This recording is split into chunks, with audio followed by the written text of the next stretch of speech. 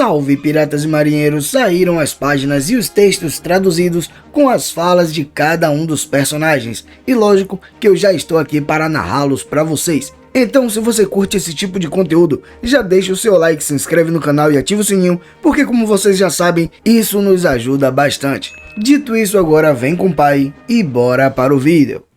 O título do capítulo 1121 de One Piece é O Surto dos Tempos. O título alternativo da Viz seria O Refluxo e a Fluidez das Eras. Isso faz uma referência à fala de introdução de Roger no capítulo 100, página 1. Agora, indo direto para o capítulo, nas páginas 1 e 2, temos uma capa colorida e nela Nami ocupa quase todo o espaço, enquanto os chapéus de palha aparecem pequenos em sua volta.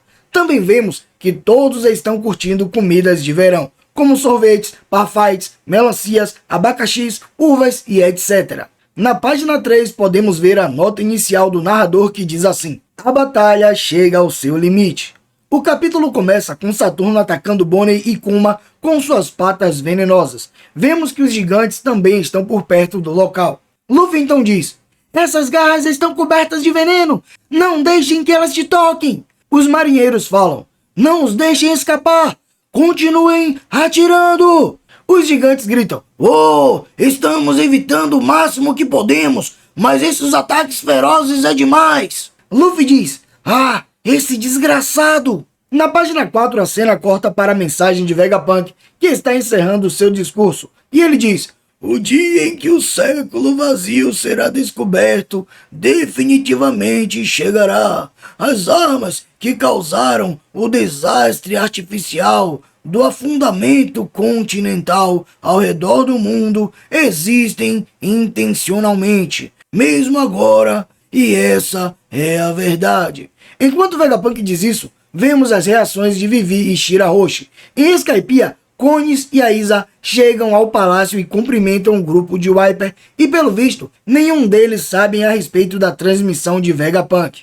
Na página 5, Vegapunk continua falando: devido à casualidade da história, a extinção das raças raras tem sido implacavelmente desejada. Enquanto Vegapunk fala isso, vemos Kuma dentro do navio de Elbaf, e vários flashbacks começam.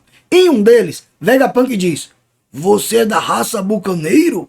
E Kuma responde: meu sangue tem alguma diferença do sangue de um humano?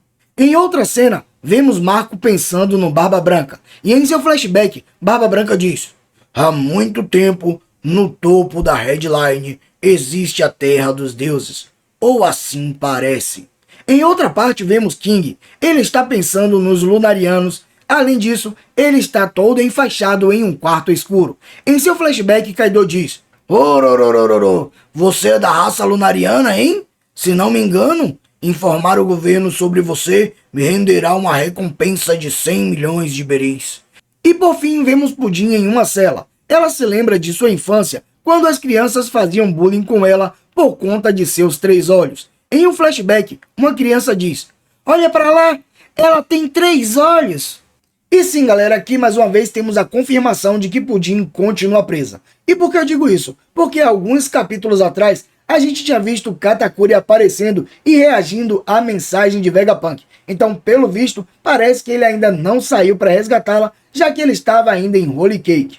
Na página 6, a cena corta para o navio de Elbaf novamente. Saturno ainda está tentando atacar Bonnie, mas Luffy bloqueia todos os seus golpes. Ele olha em volta e vê Bonnie na forma Nika novamente, tentando se levantar, porém ela ainda está exausta. Luffy desvia os ataques de Saturno em direção a Bonnie, mas se recusa a atacar Saturno sozinho. Enquanto Bonnie se esforça, Luffy diz: é esse o espírito, Bonnie! Vá em frente! Bonnie olha para Saturno com raiva e se prepara para se levantar. Os gigantes então gritam: é Nika! Bonnie diz: você é o único que eu não vou! E Saturno responde: que imitação idiota! Luffy então ri e diz: seu desgraçado! Na página 7, Bonnie, com lágrimas nos olhos, se lembra da primeira vez que Saturno e Kuma se viram em God Valley. Assim, começa um flashback de Saturno que diz: a vocês só é permitido se tornarem escravos e morrer como escravos. Isso sempre foi decidido pela história. A cena volta para o presente e Bonnie diz: Como vocês ousaram fazer tudo isso com meu pai e minha mãe? Não tem como vocês serem deuses! Então, Bonnie se lembra de dançar a música do Deus do Sol junto com seu pai e do momento em que Kuma falou sobre Nika. No flashback, Kuma diz assim: "Mas Deus existe. Ele vai te salvar." A cena volta para Bonnie novamente e aos prantos ela pensa em seus pais enquanto fala: "Heróis também existem. Na verdade, eu queria que nós três vivêssemos juntos. Eu pensei, se eu ficasse sozinha, deveria apenas morrer. Mas eu decidi viver, porque os dois fizeram de tudo para que eu pudesse viver." Bonnie então tem uma visão dela com Ginny e Kuma, na época que ela era um bebê, imaginando como sua vida seria caso ela tivesse passado toda a sua vida ao lado de seu pai e sua mãe. Assim, Bonnie pensa em Ginny falando: "Bonnie, é a sua mãe." E Kuma e Ginny falam juntos: "Bonnie, obrigado por ter nascido." Na página 8 vemos reações de Sentomaru e Kizaru enquanto Bonnie fala isso. Kizaru ainda está deitado e tem um balão de fala com 3 pontinhos aparecendo. E por fim, Bonnie tem um flashback de quando Saturno disse a ela que foi ele quem submeteu sua mãe aos experimentos. No flashback, Saturno diz: "Quem realizou experimentos com drogas em sua mãe fui eu." A cena volta para o presente e Bonnie usa um novo golpe chamado de Soco da Libertação de Nika. Nesse painel, podemos ver que ela e Luffy estão em suas formas Nikas, prestes a atacar Saturno. E vemos Saturno falando: "Vocês insetos patéticos." O legal aqui, galera, é que finalmente tivemos Kizaru aparecendo de novo. E pelo visto, ele continua deitado ali em seu navio, sem querer esboçar nenhuma reação. Eu acredito que o golpe de Luffy não teve força o suficiente para derrotá-lo e deixá-lo sem forças para voltar para a batalha. Porém, provavelmente Kizaru não deve estar a fim de lutar, então fica a questão: será que Kizaru ainda vai fazer alguma coisa dentro desse arco de Egghead? Ou será que ele vai ficar em seu navio e não vai fazer mais nada? Além disso, se ele não se prontificar para continuar a batalhar, será que vai acontecer algum tipo de punição com ele mais tarde? Será que os Gorosei vão ficar irritados com isso? Ou será que pelo fato de Kizaru ser um almirante, os Gorosei vão acabar passando pano e deixar para lá tudo o que ele fez agora dentro de Egghead? Na página 9, a mensagem de Vegapunk continua: "Caso algo acontecer, quero que todos se protejam. Não importa o que aconteça, eu terei fé na sabedoria das pessoas. Eu terei fé na ciência. Roger morreu há 25 anos atrás. Barba Branca morreu há 2 anos atrás. A queda dessas lendas apenas deu início ao amanhecer da nova era. Agora mesmo, não importa o quanto os outros tentem detê-los, há aqueles que não podem ser verdadeiramente reprimidos." Enquanto Vegapunk fala essas palavras, vemos as reações de Iceberg e outros companheiros que estão em Water 7. Além de vermos também Juji e Caesar no que parece ser o laboratório da Germa discutindo. E na Ilha do Céu, vemos Arades com um frasco de poção na mão. A cena corta para a costa de Egghead e Emmet ainda enfrenta Júpiter e o Arcuri. Na página 10, vemos o ataque combinado de Luffy e Bonnie. Bonnie dá um soco gigante no rosto de Saturno, enquanto Luffy, em forma gigante atrás dela, dá um soco no resto do corpo de Saturno. Bonnie grita: "Kaiho no Nika Punch!" Soco da Libertação de Nika. Na página 11, o corpo de Saturno é feito em pedaços. Seu corpo está cheio de buracos devido aos socos e algumas de suas pernas e chifres foram arrancados e começam a cair no mar. Todos os gigantes torcem por Bonnie e Luffy. Até Kuma parece estar sorrindo um pouco. Vemos Bonnie chorando de emoção, enquanto Luffy ri e diz: "Ya, ya, ya, ya, ya! Ele foi mandado pelos ares! Ei, Bonnie, bom trabalho!"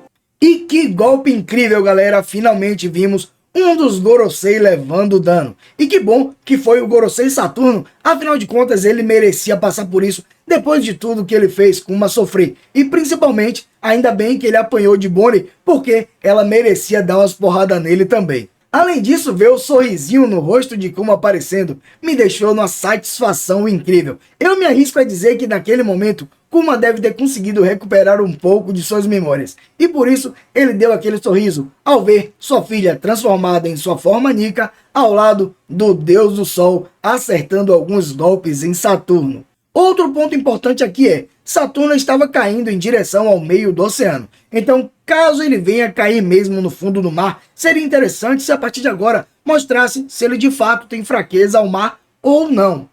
Até porque isso já deixaria claro se os outros Gorosei também têm essa mesma fraqueza. Na página 12 vemos que o Sunny está prestes a cair perto do navio de Elbaf. Vemos o Sop, Chopper, Jinbei e Zoro. Dory então grita, olhem! E Brog fala, aquele navio é o navio do seu bando, certo? Luffy responde, é o Sunny! O Sop grita, estamos caindo! Vamos morrer! Salve-nos! A cena volta para a mensagem de Vegapunk e ele diz, curiosamente, eles certamente são os mais próximos da verdade. Céus, tudo isso deve ter sido planejado por Roger. Na página 13 vemos um flashback do discurso de Gold Roger antes dele ser executado no capítulo 1. E ele diz assim, meu tesouro, se você quer, pode procurá-lo. Tente procurá-lo. Eu deixei tudo que esse mundo tem a oferecer naquele lugar. A cena muda para Sabaldi e vemos que Rayleigh bebeu demais e adormeceu. Shaki então diz, Ray-san, você vai pegar um resfriado ficando assim. Então ela o cobre com sua capa. Vemos alguns piratas aleatórios falando, oh, Vegapunk, essa foi uma ótima história que você acabou de contar, seu maldito. Enquanto isso, a mensagem de Vegapunk continua. Aquilo que não é garantido, que seja obtido por aquele que Joy Boy esperava.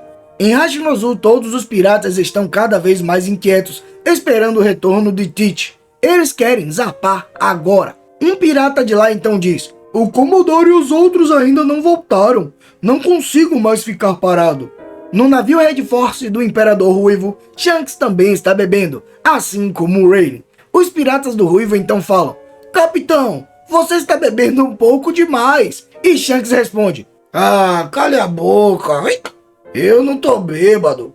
Na página 14 vemos o esconderijo do Imperador Bug, na ilha Imperity Bluffs. Todos os homens estão maravilhados com a profunda conexão de Bonnie com a verdadeira história. Eles estão entusiasmados. Os piratas falam, Presidente Bug, não estávamos errados sobre você. Você sempre superou nossa imaginação.